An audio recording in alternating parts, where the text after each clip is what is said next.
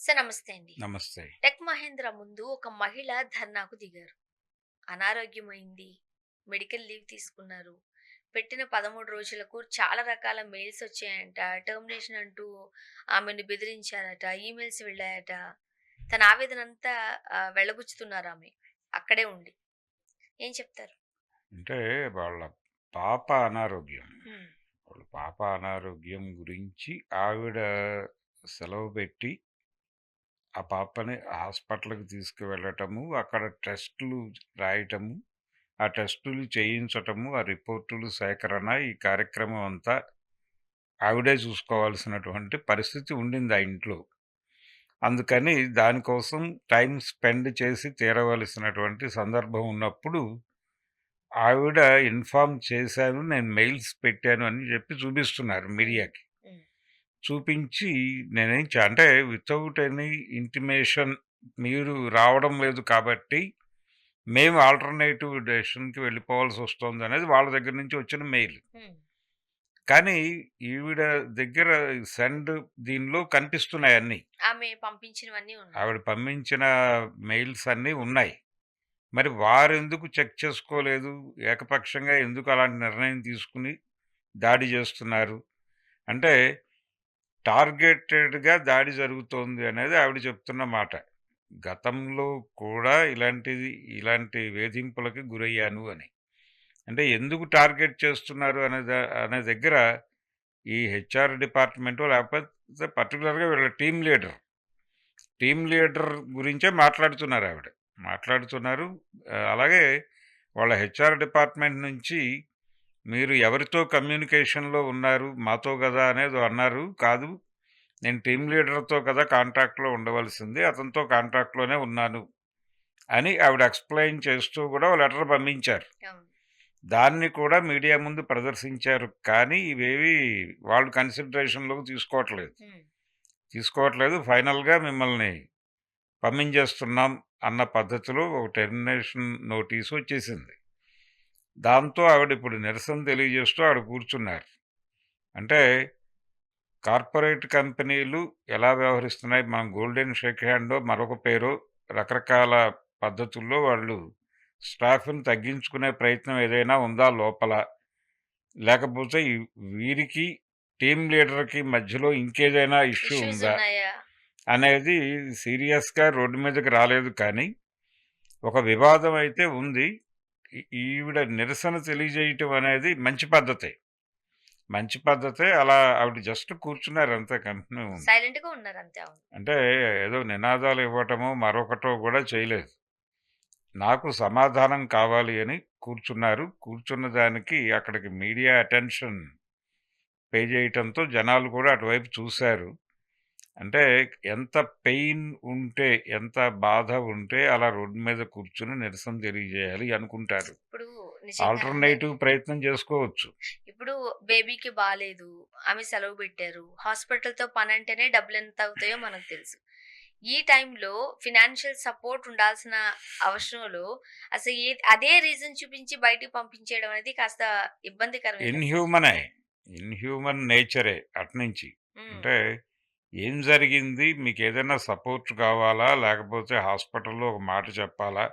అలాంటి భరోసా ఇవ్వాల్సిన టైంలో అవన్నీ మర్చిపోయి, అవేవి కూడా మాట్లాడకుండా, పైగా ఈవిడ ప్రతిదీ ఇన్ఫార్మ్ చేస్తున్నప్పటికీ కూడా, మీ దగ్గర నుంచి స్పందన కనిపించకపోవడం వల్ల మిమ్మల్ని తప్పించాల్సొస్తోంది అన్న పద్ధతిలో నోటీసులివ్వటం ఖచ్చితంగా ఆ కంపెనీ మీద ఇంకేదైనా ప్రెజర్ ఉందా? అంటే నేను ఈ మధ్య కాలంలో ఈ అమెరికా తీసుకుంటున్నటువంటి విధానాలు కూడా కొంత ఐటీ సెక్టార్‌లో గందరగోళాన్ని క్రియేట్ చేస్తున్నాయి.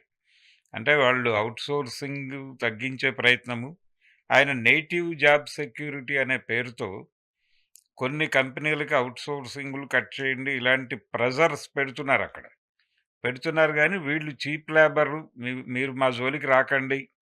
మేము అదనంగా చాలా పే చేయాల్సుంటుంది. నేటివ్ జాబ్ ప్రొటెక్షన్ అనేది మీ పొలిటికల్ ప్రోగ్రామ్ కానీ, మాకది బర్డెన్‌గా మారుతుంది కనుక, మేము ఇండియాలోనో మరొక చోటో ఔట్‌సోర్సింగ్ వెళ్తాము. దీన్ని మీరు అభ్యంతరం చెప్పొద్దు అని ఆయన మీద ఒక ప్రెజర్ తీసుకొచ్చారు. హ్మ్. తీసుకురావటం వలన కొంతమేరకు ఇక్కడ హైటెక్ సిటీలో ఉద్యోగాలు బతుకుతున్నాయి. ఇంకేదైనా ప్రెజర్ ఉందా? అలాంటి ప్రెజర్స్ ఏమైనా ఉన్నాయా వీళ్ళకి? ఎక్కడి నుంచైతే సోర్స్ ఉందో, ఆ సోర్స్ నుంచి ఏవైనా తగ్గి ఇక్కడ వర్కర్స్ లోడ్ పెరిగి, వర్క్ లోడ్ పెరగటం గాదు ఇక్కడ. వర్కర్స్ లోడ్ పెరిగి పెరిగి అవును. ఏవైనా ఈ లే ఆఫ్ కార్యక్రమం ఏదైనా ఈ మధ్య కాలంలో తీసుకున్నారా? లే ఆఫ్స్‌ని కూడా ఎవరు తప్పుగా తీసుకోవట్లేదు సార్. ఈరోజు అహా! ఉదయం లేచేసరికి ఒక పింక్ స్లిప్పో, లేతే ఉదయం లేచేసరికి నువ్వు ఆఫీస్‌కి రావాల్సిన అవసరం లేదు. నీ సేవలు ఇంతటితో బంద్ అని ఒక మెయిల్ పెట్టి కూడా తీసేసిన సందర్భాలు చూసాం. అదే అంటే ఇది గూడా ఈ పద్ధతుల్లో గూడా వచ్చేసారు. నిజానికి ఇది ఇన్‌హ్యూమన్. వాళ్ళు ఎక్స్‌పోజ్ అవుతారు మార్కెట్‌లో. అవును. ఇప్పుడు అదే జరిగింది ఈ ఆవిడ. రీజన్ అయితే కరెక్ట్ కాదు గదా! అదే వాళ్ళ మీద ఏ ప్రెషర్ ఉన్నప్పటికీ అది అది కారణమా? లేకపోతే కాన్షియస్‌గా టీమ్ లీడరో లేకపోతే హైర్ అఫీషియల్ ఇంకెవరైనా హెచ్ఆర్ డిపార్ట్మెంట్‌లో ఇంకేవైనా గొడవలున్నాయా? ఇంకేదైనా ప్రెషర్ ఉందా ఈవిడ మీద? వాళ్ళడిగిన పద్ధతుల్లో ఈవిడ వ్యవహరించలేదా? ఇన్ని రకాల అనుమానాలు రావటానికి కూడా అక్కడ ప్రాతిపదిక ఉంది. హ్మ్. దాని మీద ఒక వివరణ ఇవ్వాల్సిన బాధ్యత ఉంది ఆళ్ళకి. రోడ్డు మీదకొచ్చేసింది విషయం. కాబట్టి ఇప్పుడు వాళ్ళకి, వాళ్ళ ఎంప్లాయీకి మధ్య వ్యవహారం గాదది. ఆ కంపెనీ మీద ప్రపంచం ఏ అభిప్రాయం కల్పించుకోవాలో డిసైడ్ అవుతుంది. అందుకని ఇప్పుడు వాళ్ళు ఓపెన్‌గా విషయం చెప్పాల్సిన అవసరం ఉంది. కానీ ఇప్పుడు తను మాట్లాడట్లేదు. ఇప్పుడు తను ఒక మహిళగా ఉన్నారు. విమెన్ కార్డ్ వాడుతున్నారన్న విషయాన్ని పక్కన పెడితే, ఒక మహిళ ఇంట్లో అన్నీ చక్కబెట్టుకొని రావాలి. అండ్ మేబీ వాళ్ళ ఇంట్లో పరిస్థితులు మనకు తెలీవు. కానీ బిడ్డ అంటే తనకు కావాల్సిన అన్నీ చూసుకోవాల్సిన బాధ్యత ఈమె పైనే ఉందేమో ఉ ఉంటుంది అన్నట్టుగా నేచురల్‌గా. అనిపిస్తోంది. అంటే ఇప్పుడు ఫ్యామిలీస్‌లో ఎవరు సపోర్ట్‌గా నిలబడే పరిస్థితులు ఉండవు అన్ని చోట్ల. హ్మ్. లేవు కూడా నిజానికి. లేవు గాబట్టి ఎవరి గొడవకి వాళ్ళని వదిలిపెట్టేసి ఎవరి కంపార్ట్మెంట్‌లోకి వాళ్ళెళ్ళిపోవటమే జరుగుతోంది కానీ, కొంతవరకు సపోర్ట్ చేయాల్సినటువంటి పరిస్థితి మదర్‌గా ఆవిడకుంటుంది గాబట్టి, దాన్ని కన్సిడర్ చేయాల్సిన బాధ్యత వాళ్ళదే. వాళ్ళు ఏదైనా సపోర్ట్ చేయగలరా అనేది చూడాలి తప్ప, అది కాదు రీజన్ అనుకుంటున్నాను నేను. అది కాదు ఇంకేదో ఉంది. మీకేమనిపిస్తుంది?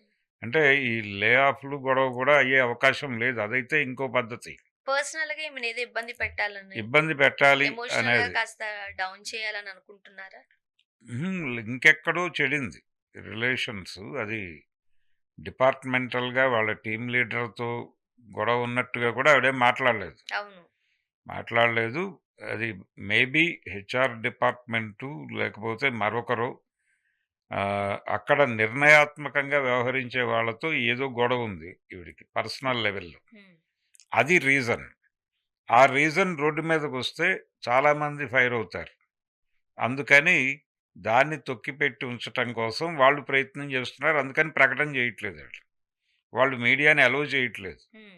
మాట్లాడటానికి ఇష్టపడటం లేదు. ఈవిడ ఓపెన్ అవుతారేమో అనే భయం ఉంది ఆళ్ళకి. దీన్ని ఎలా కంట్రోల్ చేయాలి అనే ప్రోగ్రామ్ ఒకటి టేకప్ చేశారు.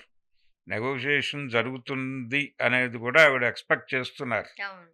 కనుక ఈ నెగోషియేట్ చేసి పూర్తి కథ రోడ్డు మీదకి రాకుండా కంట్రోల్ చేసి, క్రైసిస్ మేనేజ్‌మెంట్ చేసి లోపలికి తీసుకునే ఛాన్సే ఉంది. కానీ ఇలా రోడ్డు మీదకొస్తే తప్ప పట్టించుకోని పరిస్థితి కూడా ఉంది. కనుక దీనికి అంటే వేధింపుల కిందే చూడొచ్చు దీన్ని. అదే. మహిళల పట్ల ఐటీ సెక్టార్‌లో కూడా ఏదేదో చదువుకున్నారు. వాళ్ళేదో చాలా గొప్పగా ఉంటారు. అంటే చదువుకున్న వాళ్ళకి, చదువుకోని వాళ్ళకి ఏదో పెద్ద తేడా ఉంటుందనుకుంటారు గానీ, చాలా సందర్భాల్లో అలా ఉండదు. హ్మ్. పరమ దారుణంగా వ్యవహరించటం అనేది అక్కడ కూడా ఉంది.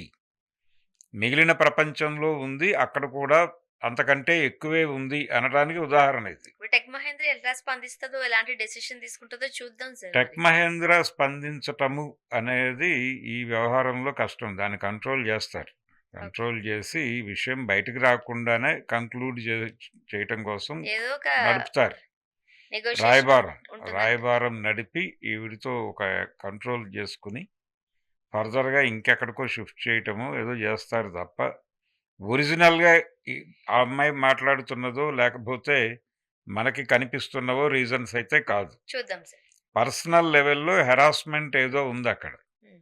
ఈవిడ సరెండర్ కాలేదు. కాకపోవడం నుంచి ఈ వేధింపులకి దిగారు. అది నిజం. Thank you so much. Thank you.